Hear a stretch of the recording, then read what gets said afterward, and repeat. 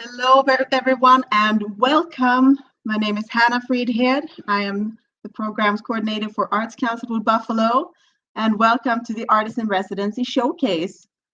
This evening, we are delighted to welcome back Heather Morigeau from the Fall 2021 Suncor Indigenous Artist Program and introduce our two current resident artists, Kat Sivertsen and Colin Wolf.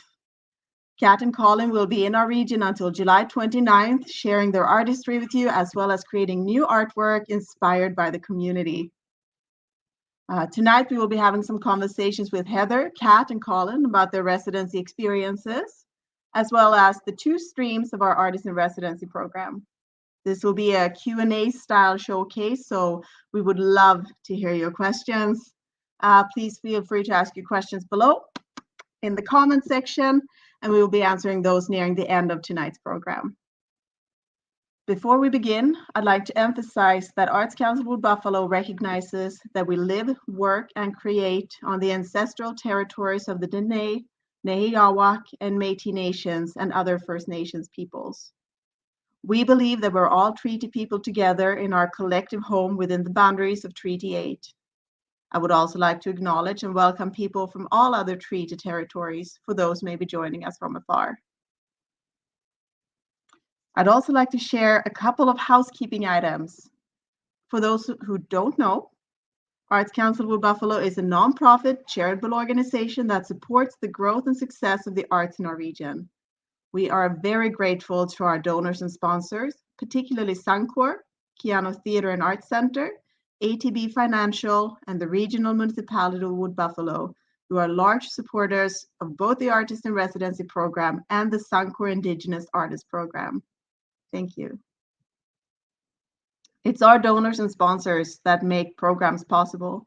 Because of them, we can hold events like this one this evening. For more information on how to donate, you can visit our website at artscouncil.wb.ca/donate. See it at the bottom of our screen. There it goes. We will begin our showcase by welcoming Heather. I'll be interviewing her, and then Heather will interview Kat and Colin. As mentioned before, we encourage you to engage with us and ask questions. After our interviews with Heather, Kat, and Colin, we'll be opening the conversation to address as many of your questions as possible. You're invited to type your questions into the comments on Facebook or YouTube. I will try to get through as many of the questions as possible in our allotted time frame. We may not be able to get to every question, but we'll do our best to cover as much ground as possible. So, without further ado, I'd like to invite Heather Morigeau to the virtual stage. Welcome, Heather. Tanshe, hello. Hi, how are you this evening? Wonderful. How about yourself? Oh, doing fantastic. I'm so happy to be here and to be here with you tonight. Thank you so much for joining us. Yeah, my pleasure. All right, I'm going to hop right into it. First of all, could you tell us a little bit about yourself and your artistic practice? Absolutely. My name is Heather Morigeau, pronouns she, they. I am a two-spirit artist. I reside currently in the city known as Mohkinstsis, colonially known as Calgary. And my art practice focuses a lot on sculpture and pine needle weaving, which is a traditional art form of the Ktunaxa Nation. My heritage is a mixture of Cree, Métis, Ktunaxa, as well as settler, French, German, and Celtic. I'm a professional artist full time. That's my life. I live it. I love it, and work really hard to incorporate my culture and teachings into all the artwork I create. Oh, well, thank you, Heather. Welcome again. Thank you. I'm curious, what brought you to participate in the Suncor Indigenous Artist Program? I had never been that far north, to be quite honest. Like, I was just so curious about the communities up there and the wilderness and the experience of connecting with the land in that region. And so when the opportunity came up, it was really just one of my friends sent me a message on Facebook and said, "Hey, you might enjoy this." I'm like, absolutely, I would. I love the opportunity to see this land. And it was absolutely spectacular and the best residency that I have ever had in my life so far. Yeah. Well, that brings us to the next question. What was your experience like during the program? And also, what did you create? Yeah, well, I've got one of the pieces here. I'm not sure how well it's going to show up on video because of the reflection of the resin. So I was really inspired by the northern lights that are seen up in the Wood Buffalo region. There is no way for me. There we go. And and the wildlife. So my series that I created was a resin on canvas, and I used a UV reactive pigment for the northern lights. So they do glow after they've been exposed to northern lights, and they sparkle and twinkle. And really, I tried to capture just the beauty as best I could. But I mean, creators got it down to an art, and we're just trying to mimic. So that was what I got to do while I was there. I also had the opportunity to teach pine needle weaving to both the Anzac and Fort Chipewyan First Nations, remotely Fort Chipewyan, and then I actually got to go to Anzac, and that was wonderful, and teach pine needle weaving for the first time. And as well, I taught a resin casting class at the Keano, I'm saying that wrong, aren't I? Keano? No, Keano. Okay, Keano Community College, and they had an amazing art studio in there that I got all to myself, and I just lived it up. I pulled a couple all-nighters and just rocked out creating art. I wish I could have joined you. That sounds awesome. Yeah, it was a blast. So, what does your journey look like as an Indigenous artist living and working in Canada? Yeah. You know, some of my sculpture has this year has really taken off with the Sacred Medicine Garden, which is a outdoor medicine garden that I create for Indigenous communities so that they can have free and open access to sacred medicines. And we did 3 this year. And one of them we got to go up north to Swan River First Nation and create it in 10 days, which was like, woo, fast. But it really gave me an opportunity to connect to some of the traditional ways that artists were celebrated in Indigenous community. So real quick, an elder once told me that once upon a time prior to colonization, when an artist was creating something for a family, they would take care of everything. They would house them, they would feed them, they would make sure they had everything that they needed. And when we went to Swan River First Nation for this installation, we got exactly that.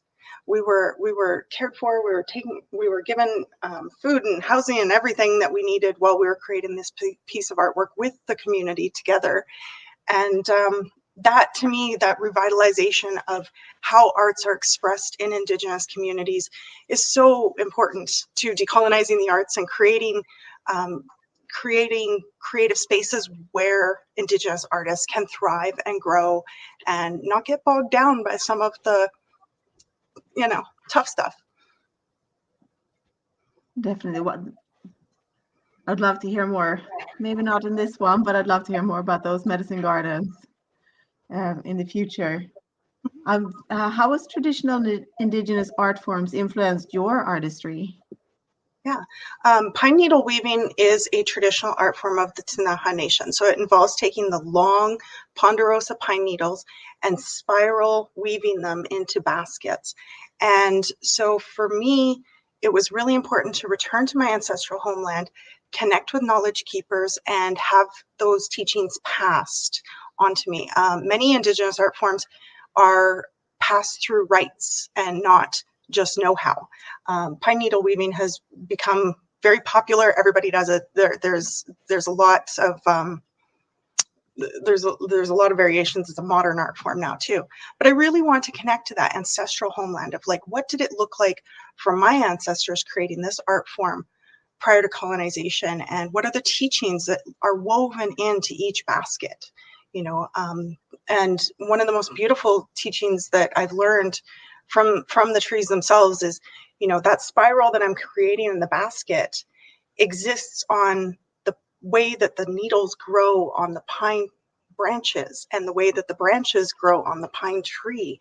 And so that spiral, it just exists in nature, it exists in our bodies, the cosmos, and it really embodies a lot of powerful teachings for me.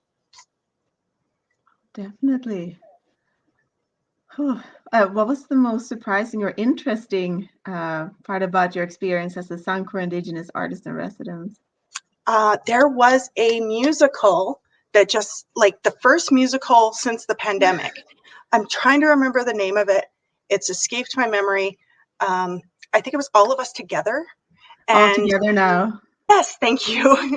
And so it just happened. I had no idea it was going to be showing when I was there. I got to go with the whole Wood Buffalo Arts Council crew, and then we went out for food afterwards, and it was an amazing experience.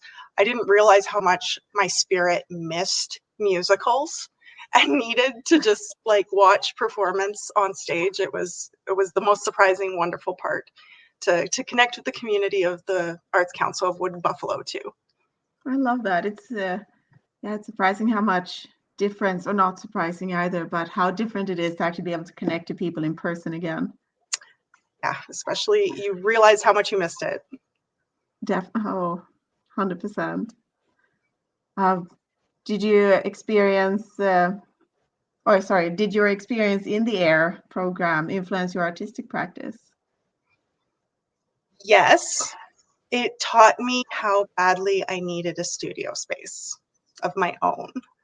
I had been, you know, traveling from residency to residency, casting resin whenever the opportunity arose, but I really didn't have a space where I could do that whenever the spirit moved me. So I actually did, when I came home, dedicate time and energy into finding my own studio space, and got accepted into Neverland, which is here in Calgary, and it's a converted hotel, and it's got 40 artists that are in the space, and I've got my own little studio, and I can make a mess in there and nobody is worried about it. So yeah, that was the big learning for me, is I really needed to, you know, carve out my own little space.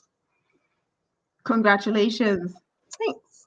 And I mean, yeah, it does make a huge difference when artists have an allocated space where they can create and be messy and explore and create. I'm really glad you found that. Yeah, thank you. What was it called again? Neverland. Yeah. Neverland. It's an old hotel. Yeah, it was the Shamrock Hotel once upon a time, and they gutted it, and each hotel room has become an art studio. It's a fabulous use of space. That goes to show you can definitely use spaces that were not necessarily intended to be studio spaces to be amazing spots for creativity. Yeah, absolutely. So you mentioned this in the very beginning as well, but we're touching back on it a little bit. So about the Northern Lights series that you started creating with Buffalo, is there anything else you want to tell us about it? Do you have any updates? Can we see some information maybe about your brand new website I'm hearing about? Yes, the website is still in the works. I've been working to complete the series Frozen Aurora. The challenge has been finding a photographer that can capture highly reflective surfaces.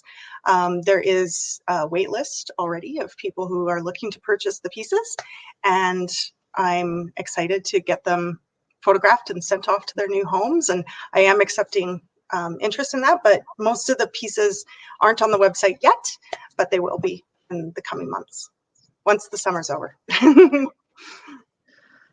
Was the website ready now, or was it still in the works? Sorry. It's still pretty much in the works. Yeah, there's a little bit of information, but it's still in the works. It's heathermorigeau.com. So perfect. Yeah. Sahar is helping us in the back end. Maybe you can pop that in the comments somewhere so people can put a tab on it and keep an eye open. Yeah, that's great. Do you have any new upcoming projects related to your artist in residency experience? Related to my artist in residency experience, yes, I am doing my second opportunity to teach pine needle weaving with Wild Mint Arts, an Indigenous arts group. We're going to the shoe swap, and we're going to be engaging the community there. And so this will be my second opportunity to teach pine needle weaving. I cut my teeth at Wood Buffalo, and it was such an incredible experience, and I'm looking forward to doing it again with the learning that I had. There was a bit of a learning curve on how much time it takes to create a basket in the workshop, so modified the workshop a little bit and look forward to doing it again. I'm sure it's going to be amazing. So what would you advise for other artists who are applying to this program? What would I advise? Keep at it if you don't get in the first time, because it's definitely an amazing experience. And come with a vision, right? Come with a vision and be willing to pivot that vision depending on the time constraints or your energy or how much tourist stuff you want to do while you're there. But yeah, absolutely come with a vision and be open to being inspired by the land itself, because there was a few things that changed in my artwork after actually witnessing the land itself. I'm really glad to hear that. Mm-hmm. And I can't wait to see what you do next. Thanks. I'm gonna pass it over to you, Heather, to talk to our new artists in residence, Kat and Colin. Thank you so much for answering my questions and being here tonight. Thank you, Hannah. So, Tassie, Kat, and Colin, wonderful to meet you both. And we're going to jump right into these questions because I want to know so much about your art practice. Did you want to introduce yourselves and tell me a little bit about your practice, starting with Kat? Okay. Welcome, Heather. I did watch the wrap-up last year when Carla was talking to you. So I'm grateful for that. I'm a process-based artist. I live and work in the unceded traditional territories of the Lheidli-T'enneh, which we now know as Prince George. I am a worker bee, which means I have a day job. And so being process-based, the intern for marketing asked me, what kind of art do I make? And I actually answered her, I don't know. I don't know. I mean, I'm a concept based, so I'm working off of idea, and this residency has offered me the opportunity of time to come up with a new body of work, which I'm really grateful for. And that's enough about me. Very exciting. Thank you, Kat. And yourself, Colin? Tansi, hello, bonjour. My name is Colin Wolf. I'm currently the artistic director at Guandac Theatre Society in the Yukon. I live there in Whitehorse on the traditional territory of the Kwanlindun First Nation and the Ton Quachin Council. I was born in Calgary in the Northeast. I went to the University of Lethbridge and got a degree in theater making and spent 5 years working across the prairies in workers' rights theater for young audiences, and founding a theater with my sister called Thumbs Up Good Work Theater that she runs now, based out of Calgary. So you're in Calgary, so check that out. But I moved to the Yukon about 3 years ago to take over as artistic director here, and that's a real administrative job. And this summer has sort of been a return to a more creative practice for me after 3 years administering a theater through the pandemic and all the bailout funding and all those sort of complexities.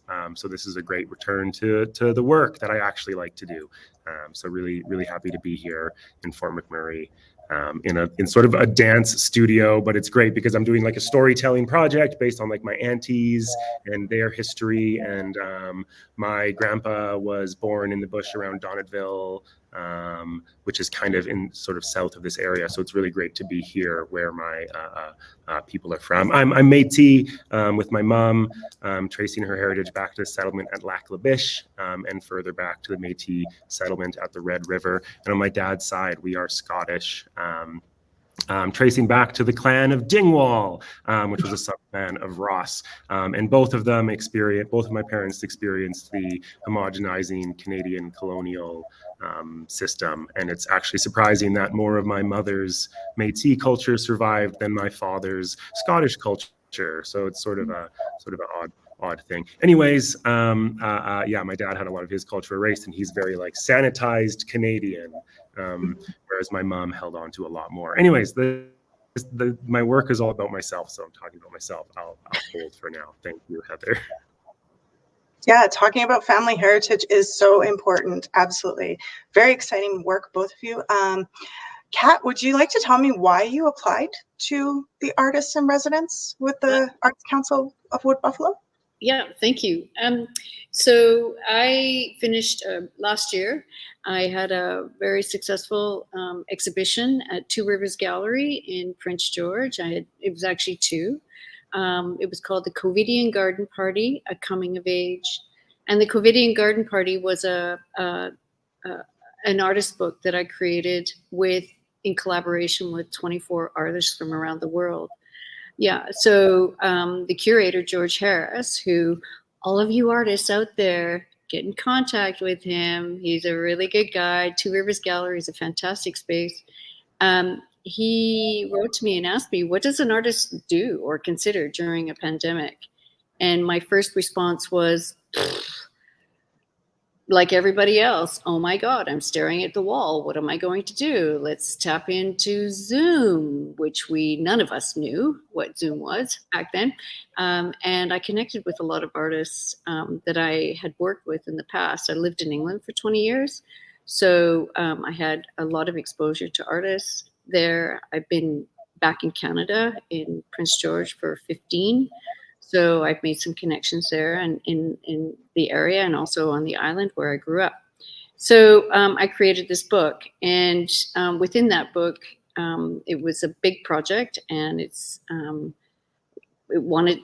the curator wanted to showcase it. So that was a year later that the exhibition happened, and so the book then took center stage in the installation, and the installation was the coming of age installation, which kind of relates to my ancestry. It does relate to my ancestry. It was Northern Irish, and my grandmother was put into an orphanage, and when she was old enough, she worked in the linen factories, which was not unheard of at the time.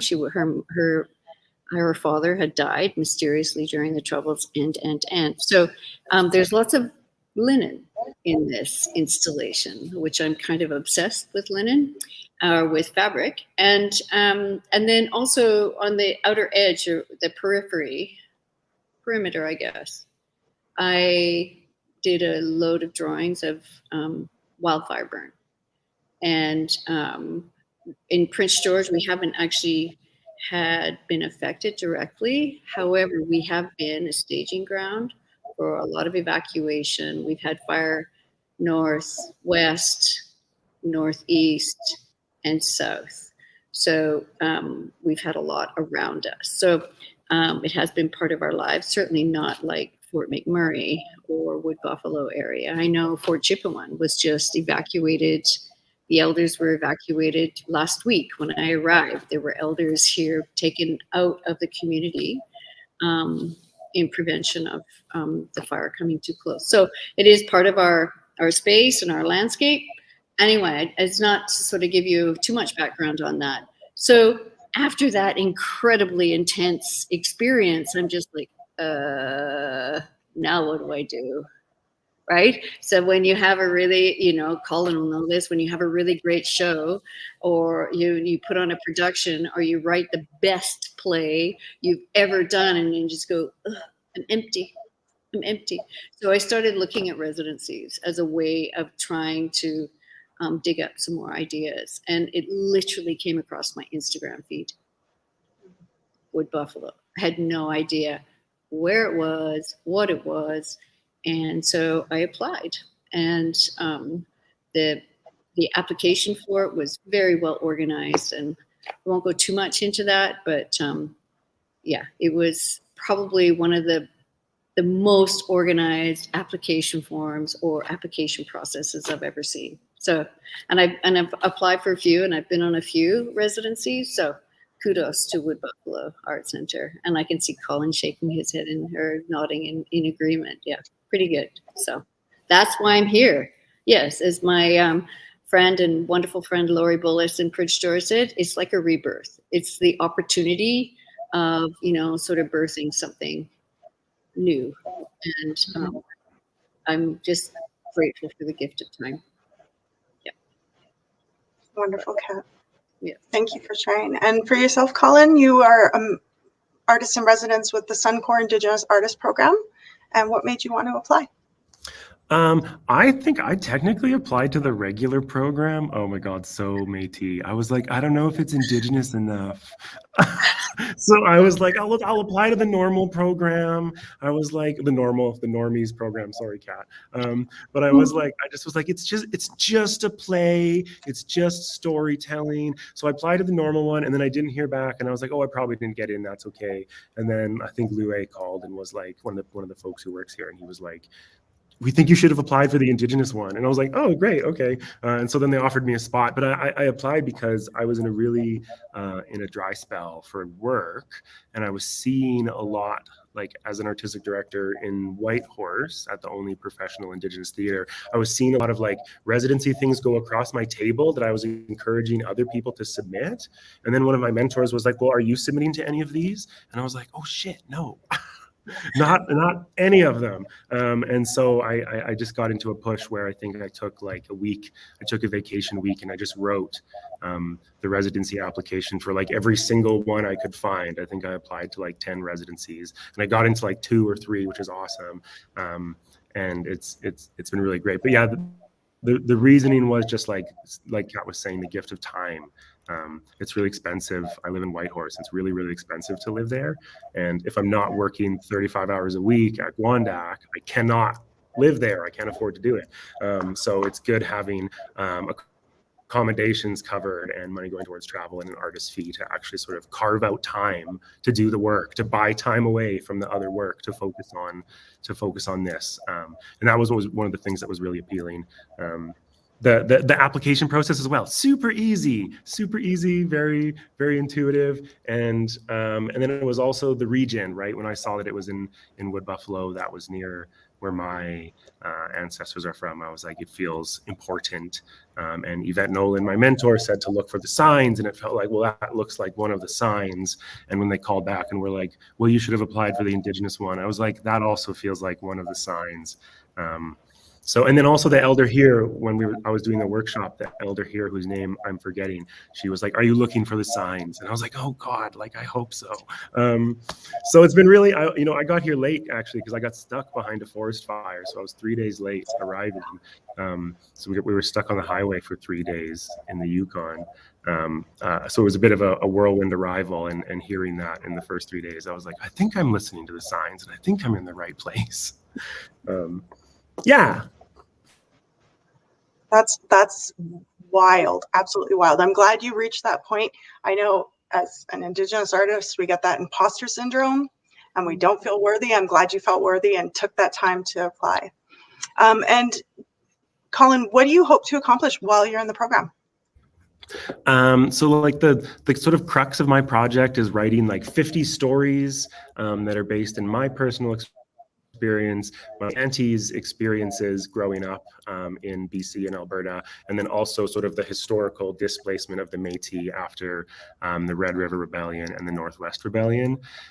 Because it continued, right? Like there's this very beautiful map that I found that sort of inspired the play, and it shows like sort of the familial displacement of the Métis people after the Red River, but it only goes until like 1890 or like 1901 or something like that. And I was like, right, but then every generation of my family since then has lived in a different city, and like very few of my ancestors are like buried beside each other because they all live in different places and have always moved. And so I'm like, this displacement is continuing, and I can like see it because like I live in Whitehorse, and like my people are not from Whitehorse, and so so what I'm trying to get to is this bank of 50 stories, which will be the first sort of like specific familial history that we'll have. But also in order to create a layer of protection, because a lot of my like family's specific stories, they were like, we don't know that we want you to share those with people. And so those stories will be written down, but I'm making a play called Coy Wolf, where I'm going to sort of situate the selected stories in this like mythical world where wolves and coy wolves can speak and have human forms. And so it will sort of divorce the specifics while maintaining the relationship and the themes of the stories and putting them into a different context. And coy wolves are the animal because they're a half-breed animal that occurred in nature of their own volition. They are half coyote, half wolf. And there's a whole plot narrative where like the coy wolf's mother is an eastern wolf. And he's like, mom, I'm a half-breed and I don't belong. And then like it turns out that eastern wolves are also a type of coy wolf. They are also a half-breed. So it's all sort of exploring that sort of identity. And it's on the backdrop of like this city is expanding and pushing the wolf colony or the coy wolf colony further and further into the territory of the wolves, which is like, oh yeah, that's the Red River and that's the expansion. And it's going to explore organizing. And as like an anarchist person, I'm generally like, not super pro-government. And so I'm interested in exploring like, what was it like for the people who weren't participating in the rebellion in like an active sort of provisional government way, right? Because I don't think a lot of my specific ancestors were in the rebellion, but they were in the area. And so I'm very curious about like, what were they doing? Because they weren't doing nothing. Anyways, so there's been a lot of research that's been happening earlier in the summer, and I'm mostly just writing, and starting to put stories on their feet and try some things out. So that's what I'm trying to get to, is this sort of bank of 50 stories with some of them on their feet, ready to start to be performed. Oh, that sounds so exciting. I want to go to Coy Wolf World. That sounds so very close to home, invigorating. Great work. Kat, what about you? You talked a little bit about what you want to accomplish. Did you want to go into more detail? Yeah, I'd love to. So this studio. Every morning I come in here and I just go 1, 2, 3, 4, 5, 6, bank of lights on, and I go, wow, this is an amazing studio. So I basically spread out everywhere. I did some prep before I came. And so I'm actually trying a new process I've never done before. I did some tests before I left, and I'm looking at this new process of echo or biological printmaking as a way of expressing sense of place. And so similar to what Colin's talking about, like my ancestors came from Northern Ireland. My mother's side of the family came from Minnesota, came over the prairie into Muir near Buffalo Lake, actually, which is one of those signs, right? Buffalo Lake, yeah. Anyway, and so I've lived all over the place. And as I mentioned, 20 years in UK, and then I lived on the island. And so when I moved back to Canada, I went to Prince George, which is where my family is, my parents. Always go home to your parents. And that's 15 years ago. And so it's interesting sort of getting to know people here in that they also express a deep connection to this place when in fact they were only meant to be here for 5. I'm sure you noticed that, Heather, when you were meeting people, like, yeah, well, that was 17 years ago, and our children, you know, all of that sort of stuff. So, and in Prince George, the Claylee Tenay talk about Prince George is a gathering place where the 2 rivers meet, and that's the Chaco and the Fraser Valley, or the Fraser River. And so people come there and they converge there. Here, it's a similar story where you have the Athabasca and the Clearwater converging, but those are fed by 7 other rivers. So long story, and I won't go into detail, but I'm looking at my sense of place in terms of what does one consider that to be when you've lived all over the place. Like, I love the idea of knowing your ancestral home, knowing, you know, where the family always gathers, and it was in one place. I love that idea, but it's certainly not my experience. So my sense of place is a creative space. And it's like you hold the creative space. You hold that creative space when you're out walking. Right now, I'm spending a lot of time on the river. I brought my dog with me, and we do walks every day. She's wonderful. And I'm really glad that I brought her with me because it's actually taking me outside more than I would normally probably go outside. But I just want to show you just really quickly some of the beautiful things I'm printing. I'm looking at these gorgeous grasses. And in Prince George, it was the same. We had a really wet spring. And so these grasses are taller than I am. These little guys aren't. But the grasses are taller than I am. So I'm collecting grasses, I'm collecting noxious weeds, and I'm printing them. You can see some of them behind me on the fabric that's sort of hanging there. So yeah, I have an idea, and I'm still working through the technicalities of it. And yeah, I'm thinking that it's our sense of place is not looking maybe at the great big landscape, but looking at what's right here, right now. I love that. My place is a creative space. I'm going to remember that. That's really inspiring, Kat. Thank you. Did you want to talk a little more about how you came across bookmaking as part of your artistic practice? For sure, I'd love to. So artist bookmaking is different than bookmaking. Bookmaking would be like a bookbinder. It's a in England, it's a trade, right? Whereas it's a tradition here to be able to get a book hand bound. Incredible gift or skill to be able to do that. An artist book is a book. It's an artwork in itself. So an artist, it's probably a one-off. It could be folded into a sculptural form. It could be one that has signatures in it, like it's basically just a book like this with signatures and pages. It usually doesn't have an editorial. It's usually not published. So as an artist, you know that we make a lot of stuff, right? We have a lot of stuff.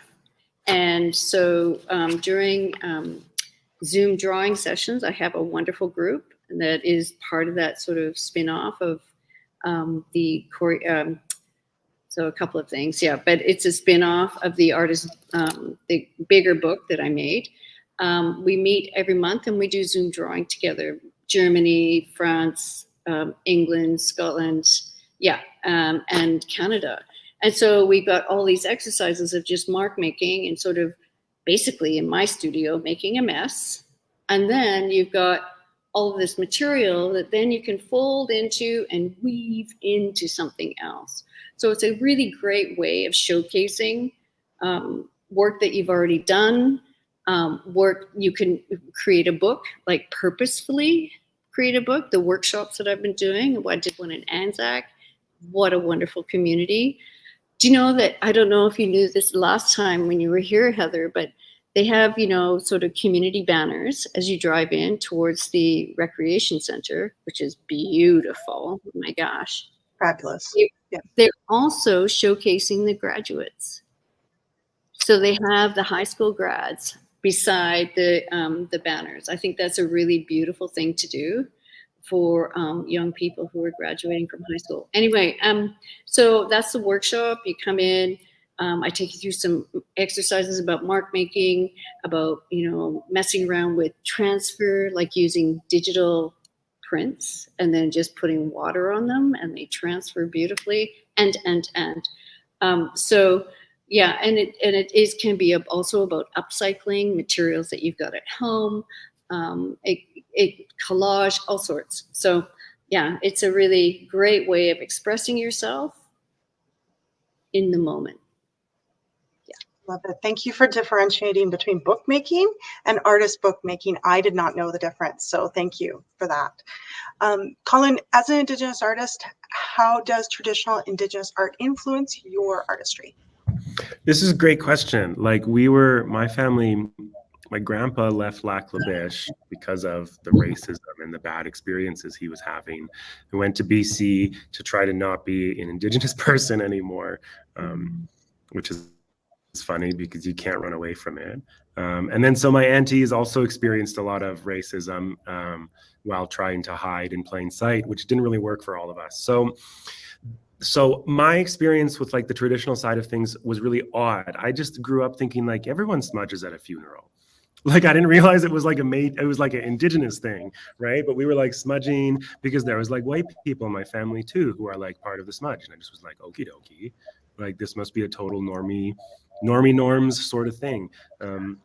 So sort of growing up, there was this part I didn't like click for me about like what it meant that I was Métis until I was in school, and it was like the Métis were terrorists who ran a rebellion against the state, and I was like, Mom, we did what? I was like, what the heck did we do? And so that was like the first real thing I learned about it. So it was really strange because it never felt like, Colin, these are your teachings. It was a lot more like you just are nice and you just share and you just feed everyone. And I thought potlucks were normal. I thought everyone had potlucks. I thought it was just totally par for the course. Everyone brings food. And I thought it was like totally normal that like there's just like adopted babies all over the place. Like there's all sorts of stuff that I just was like, this is normal. And I didn't realize till I started making white friends in university, because in Northeast Calgary, it's not actually that many white people. And so I went to university and I was like, oh, this is like a specific experience.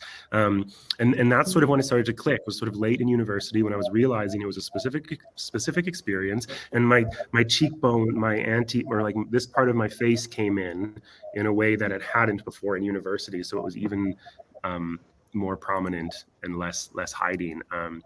So like the traditional stuff, it's been in a way of like returning and of building like a modern cultural expression, because I don't claim to be like super traditional or like very well connected in that way. Like I've mentioned this before, but I'm like a crow in the way I've picked up my teachings, because they've been from like Noel Starblanket, a elder who passed in Saskatchewan, or like Narcisse Blood, Alberta. So like elders from all sorts of different places are the ones who have been offering teachings and lessons to me. And so because like there's no elders in my family, like my mom is the oldest Indigenous person in my family, right? And she does not call herself an elder, and she does not carry a lot of traditional, like she doesn't like carry a bundle or anything. But I have a scene in my play called The Closest Thing We Have to an Elder, because she holds the family together. And so this is that sort of interesting thing where like my family never felt like really traditional, but in like running Gwandak Theater and doing more of this sort of storytelling work, there's been a lot of connection with that, where people are just like, well, what do you mean connecting with traditional, Colin? You're telling stories. That's traditional. Like just because it's a play, or just because it's got a mask or whatever sort of things that might appear colonial in a lot of ways, it's like, well, you're Indigenous. And so that's been really lucky, and it's been really this process has been a great opportunity to connect with other like Métis storytellers and more traditional storytellers, and sort of hear from them and have them also be like, yeah, you're looking in the right places for stories, you're looking in the right way So that's been really useful. But like I wouldn't call my practice very traditional in that way. But yeah. Anyways, I'm blathering on now. I'll just stop now. No, definitely powerful teachings in that. And modern Indigenous art practice is just as valid as traditional. So thank you for doing that and keeping space for that. You talked a little bit about what you're doing and creating, Colin. How has the region inspired your art practice? Well, it's actually interesting because there was the fires here in 2016. So the region is really, like, you can see it on the ridge still, right? You can see the really, really new, really, really green growth, and you can see the little spikies of the burned up stuff. And so there's a real like rebirth, renew energy. Just you look out the window of the hotel and you're like, every morning you're like renew, rebirth. Things are growing, things are coming back after massive devastation.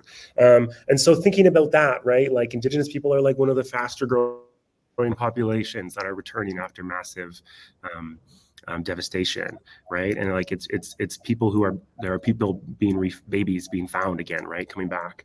The truth is coming up. And so I see it. It's really great being a place where you can see the cycles and the way those sort of things have to happen. Like we have to burn away the old. And I don't mean like we have to burn away the town, obviously. It's not at all what I'm trying to say. But I just mean in the cycles of like the world and the cycles of forests, that is what happens. And I feel like that is what happens in art as well. So it's great being in a place where that sort of is reflected in the land. We also camped our way down. Like we slept in the truck and camped our whole way down. So we were sort of outside on the land for 3-4 days, just on the land, on the highway. So beside the land, a layer of concrete between us and the land. But we were cooking on the road, and it was really beautiful, just sort of seeing the mountains and seeing the land shift. And experiencing that instead of flying over the top of it. So like that journey has really been informing sort of the work I've been doing in the way that travel continues. That elder I was mentioning also looked at me and said, "Oh, you've traveled a lot. You have a lot more traveling to do." And I was like, "Oh crap, I thought I got to live in Whitehorse now and be home in Whitehorse and that's where I get to be." And she was like, "Nope, you have to keep going." And I was like, "Oh, darn it." But I was also really thankful. So it's really interesting being here. I would say like Kat has encouraged me to walk along the river every day, and I haven't quite done that. After this call, we're going to go, my wife is also here. We're going to go walk along the river. So hoping to get out on the land more. But it's, in the way that it always influences things, because it is always there and it is always around us and it is always holding us. And when it is 32 degrees, it affects your work because you're sweating and you're slightly dehydrated. And the heat is up in the studio for some reason because there's some leak in the hall because the land has invaded the building, and there's pools of water outside your studio. Anyways, this is sort of unrelated stuff that happened. But yeah, I feel like the land is always there and is always connected. And like thinking about my grandpa being born in this region and his ancestors all being born in this region, near this region, is really interesting and powerful, and sort of scary. I've noticed that I get recognized differently here, and because the land is the people, right? The land is the people, and the people here, many of the Indigenous people, I feel like recognize me. Like in Whitehorse, I don't get clocked as Indigenous as much because I'm tall. And a lot of the northern Indigenous people are shorter, and so I don't get clocked the same. But in like northern Alberta and like Saskatoon kind of area, it's like these sort of like Métis Cree sort of factors: tall, the dark hair, the plaid shirt. There's just certain little triggers that I get seen, and so I have a lot of people. I'm like, oh yeah, in the prairies, everyone says hello to me, and says, "How are you, brother?" and stops to talk to me. And that doesn't happen like in Toronto or Vancouver or Whitehorse because the people don't see me as much, right? So that's been another really interesting part of being here. Just like in the very, very short walk across the street from the hotel to the studio, and Kat can attest for how short that walk is. I'd say maybe every other time I have somebody talking to me who's Indigenous and who seems local, whether they seem to be roughing it or not. And so it's really sort of like, oh, right, that feeling of being recognized and being seen is so different. So yeah, the land and the people are always there, and they're always looking at you, and you're always looking at them. And the last thing I'll say is the sky. The sky is like home here. The sky's not like home in Whitehorse. It feels like a foreign sky. Whereas the second we got back into this area, I was like, yes, this is my home sky. This is the Alberta sky. So that's been good to be back. Definitely giving fireweed regeneration vibes in your art practice, Colin. Kat, and you talked a little bit about the grasses and the weeds that you were collecting for your art. Is there other ways that you have been inspired by the land and the region? Yeah, like Colin, I drove here, and I took purposefully 3 days to come, like 1,400 km, which if my European friends are listening, they're just like, what? 1,400 km? That's a long way. No, that's almost like going for lunch, right? But so yeah, I went up through Dawson Creek and then down through Grand Prairie and then out that way. It was, and it's almost like a decompression. And those of you who do have day jobs, you kind of need to decompress from those day jobs, from that sort of the everydayness of life. And so I was really grateful to be able to do that. Poor Colin, because he got delayed so long, and then they went back to Whitehorse, and then they had to restart their journey. So that I'm sure will come up, like that sort of restart, which you've already talked about a little bit. But so settling into this place, and because I brought my wonderful Effie with me, I've been walking a lot. But I haven't been walking all sorts of places. I've been literally walking in this neighborhood along that river. Effie goes swimming every morning. She's like literally swimming, like first time kind of ever. And it's not that different than where I'm from. Because again, we are situated on rivers, and the grasses are the same, the tansy the same, the bird's foot the same. Just it's just where we are. And I think, as Colin mentioned about the sky, because my mother's family are prairie folk, and so I love this sky. I love the prairie. I love being able to look out and to see everything sort of moving like the ocean, but it's not the ocean. So I feel well, I'm extremely grateful to be here. But I feel centered here. Because, and maybe that's part of being away, right? Away from your home place. You feel centered because this is what you bring. This is who you are. And maybe that's more about the sense of place. It's here and here. So I feel centered rather than being at home and you have all of this other stuff sort of filtering in or getting in the way. I did go to a community garden. Helen Pachoco, I think, was a great advocate for gardens, for tree planting, for recycling. And I tell you, it's the most beautiful community garden I've ever seen. Stunning. And so I made a connection with somebody called Jen, and she gifted me a lot of poppy head seeds. And that's part of something that I'm really working on, is making more of an effort to sort of widen my collaborative opportunities. And I hope that Jen will come to the workshop on Saturday. I'm doing one here at Keanu College. It's sold out. There's 20 people already, and we've extended it for 1 hour extra so that we can have more time to do a debrief and stuff. So yeah, I feel so valued here. I really do, and respected and honored in a way. There's lots of action, people coming in and out and having conversations and stuff. So I feel more connected to my practice. Absolutely. It's a gift. Fabulous. And what tips or suggestions would you have for anyone applying, Kat? I'm glad you said that. Because I remember I was packing or getting all my materials together to come, and somebody I know who I love dearly, he said, well, you might want to rethink your packing. And I'm just like, seriously? Do you know what I do? Like, no, I'm not doing that. So I ended up getting a roof rack and stuff. So I'm really glad that I brought everything that I could possibly need. I haven't noticed anything that's missing. And I'll tell you, Heather, that's because what you said in your talk last year, you said, there's nothing here, which is surprising. I find it very surprising in terms of art supply. And it's not to denigrate Michael's. There isn't even a Michael's here, let alone Opus or Desserts or anything really good. So, so from that point of view, I packed the car, and Effie was in the front seat. That's how full the car was. And it's almost like kind of, you need to get in shape a little bit, which I kept talking to myself about. You need to get in shape to do this because you sit at a desk all day. I'm an academic advisor at the college in New Caledonia. You need to get in shape to be on your feet all day.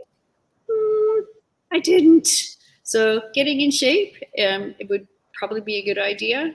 And if you're bringing a new process, do some tests beforehand.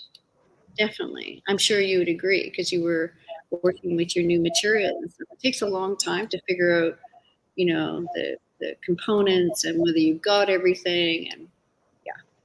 So, yeah. And the most important thing is to apply. You just have to apply. And I'll tell you, the organization of this crew is amazing. Yeah. The contract is clear, precise, and you get paid to be here. And you get all your expenses covered to be here. There's a lot of residencies out there that give an honorarium, $1,100, $1,500 for a month, but you have all your expenses to cover. So this is, as I said, it's a gift in many ways. So that's me. Much better. Yeah. Thank you, Pat. And for yourself, Colin, would you have any tips or suggestions for anyone applying for the program? Yeah, I always have tips for things like this, and because I do artistic director work, and it's like, number one, call the program officer 6 months before you want to apply. Like, I didn't do that, but you should. You should always call the people, send them a draft if you're an organized person. I have bad ADHD. Well, I have normal ADHD, and so deadlines are a challenge for me. But for people where deadlines are not a challenge, get the application in early, and just write it. Like, just write it, because once you've written the first draft, you can edit it, and it doesn't matter if the first draft is literally like poop on a page. Like, that does not matter. Once you have the first draft, you can clean it up. And I think, like, I really find with the people who I help apply for things, that's the biggest barrier is that first draft, because it's like, well, how am I going to articulate my idea? And once you have it out, you can kind of fix it up as you work on it. That's a nice thing about writing, and a nice thing about creating something, because it's an application, so it's storytelling, right? So you're telling a story about yourself. You're saying, like, here's what I do, here's who I am, here's what I want to do, here's how it would benefit me. Like, you're telling a story, and you're making up a story. You're telling true stories about who you are, and you're making up a story about how it could benefit you. So, like, I would advise to, like, write the story that you want to happen, right, as like separate from the application. You write the story of who you are, and that's your bio, and you write the story that you want to happen, and that's your application. And then you kind of massage that over. Like, I usually write like a big stream of conscious thing and then massage it into the application form. So that's one thing. Reach out to anyone who applies to stuff. Like, part of my job at Guandac Theatre is helping people apply to stuff. So if there's any Indigenous people out there who want to apply to stuff in theater, just like send me an email at Guandac Theatre. You can find my email on our website, and I'll help you. Like, it's part of my job. I have a set number of hours for doing that for northern communities, so just let me know. And I'm sure the folks at the Arts Council here would also be very happy to help review your application and give you feedback. And I know that's also stressful, but the work is relational, right? And I don't mean relational like you got to know the right people, kid. I mean relational like you are in relation with people. You meet people, you talk to them, and the people who read the applications and the people who jury the applications are going to know a lot about the type of stuff that you want to focus on and the type of stuff that you want to be saying. Other tips for once you're in are like make a plan. I always find if I go into a residency with no plan, I just fumble about until the second last day. So I made a plan. I was like, I want to do this, this and this, and I made a whole long list of the stuff that I want to get done. And so far, I've checked nothing off that list, but at least I have a list. So that's a good tip. And my last tip: be bold with your support material, with like the portfolio stuff. Like I know it's different for visual artists because you have like you make a visual art, but for if you're not a visual artist, I know it's kind of weird, but like any sort of picture or thing that shows your storytelling or performance or like what you've done, right? Like I sit in a lot of things for like committees for selection committees, and I find like bold support material goes really far, even if it's sort of like, well, it's not exactly what we asked for, but it shows that you've been doing something. And that's really what people want to see, is just that like you want to do it, you can do it, you're interested, and you'll get something from it. Okay, those are my tips. It's a very generous offer to help other people. Colin, thank you both so much. I think that wraps up my opportunity to sit and chat with you. Thank you so much for sharing your art, and I'll be Googling y'all after this and looking at everything that is online about your artwork. So thank you, Talsi. Hi, merci. And I'll pass it back to Hannah, I believe.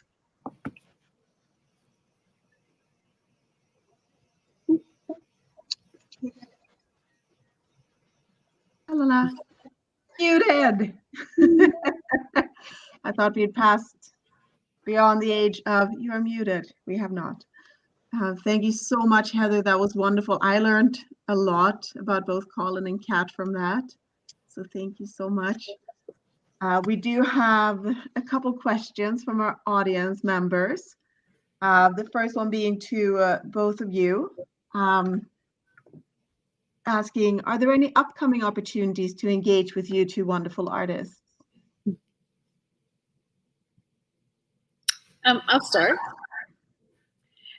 So on Wednesday, the 20th, I'm going to start putting up some work in the exhibition space in the theater. And for my theater folk back home, you would not believe this space that is Keano College Theater and Arts Center. It's amazing. Anyway, so there's an exhibition space, and I'm going to be installing work on Wednesday, starting on Wednesday. And then over the next 10 days, the work will progress. So it's a work in progress, and it'll be open every day. You can just drop by, have a look. But I think the sort of final celebration is on the 28th. Is that right, Hannah? The 28th. Yes. 28th, yeah. Other than that, there's a nice sign on the studio door. It's the printmaking studio, and it says artist at work, and it says welcome, please knock hard. You have to bang on, and I'm really happy to meet up and talk with anybody. And yeah, as I said, I'm looking for collaborators, so I'm shopping for collaborators, so you can have to come and present yourself.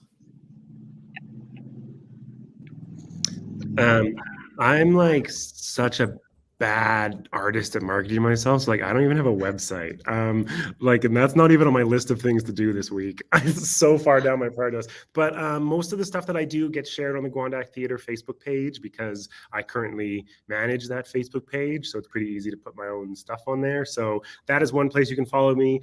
You can also add me on Facebook. It's basically like a work only Facebook. It's like my mom and my work friends. So you can add me on Facebook. Instagram, I'm a bit more picky about, so Facebook is the one. But yeah, Guandac Theatre, a lot of my stuff happens there. But I'm not really doing anything in the fall. It's like administrative time for us.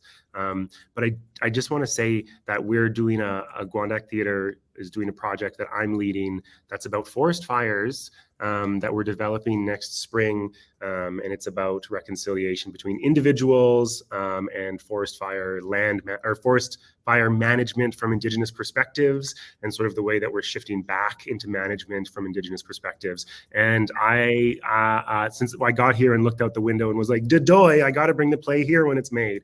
And so if there's any, that is what is burning in my brain next for the folks here in Wood Buffalo to try and connect with me next. It might be in a year, it might be in 2 years, but I really want to, once that play's made, bring it back here, because I think it would be very appropriate. as a community that's sort of on the other end of what a lot of communities in Yukon are experiencing right now, which just wrapped up an unprecedented fire season with 166 active forest fires the week I was trying to get down. So there's your opportunity. Add me on Facebook, follow Guandac Theatre, and I'm going to try and get back here with a play in the future. And Coy Wolf as well. When this play is done and made, I'm going to try and come back because I want to bring it to all the places that my family used to live and up on the Métis settlements up here. So I'm hoping to be back. Well, we're looking forward to it and hoping to welcome you back with that exciting project. I'm sure there are many artists in town that would love to see the both of you. Like Kat mentioned, put the July 28th in your calendars. We'll have a final presentations, more details on that to come. Keep an eye open on our Facebook page, the Arts Council Wood Buffalo one. We do have one final question for Colin. That is, what are you looking forward to in your Fort Chipewyan workshop? Well, that workshop has been shifting. It's like the original version of that workshop, there's like a wedding involved now. I'm like helping folks who are gonna share something at a wedding. Like that was an option for it. So I'm most looking forward just to go to a fly-in northern community and see what the plan is. My work is really responsive to what people are interested in doing. So I'm quite excited to go there and do that. And also, there's Métis folks in the area, and I'm always very excited to connect with Indigenous and Métis folks.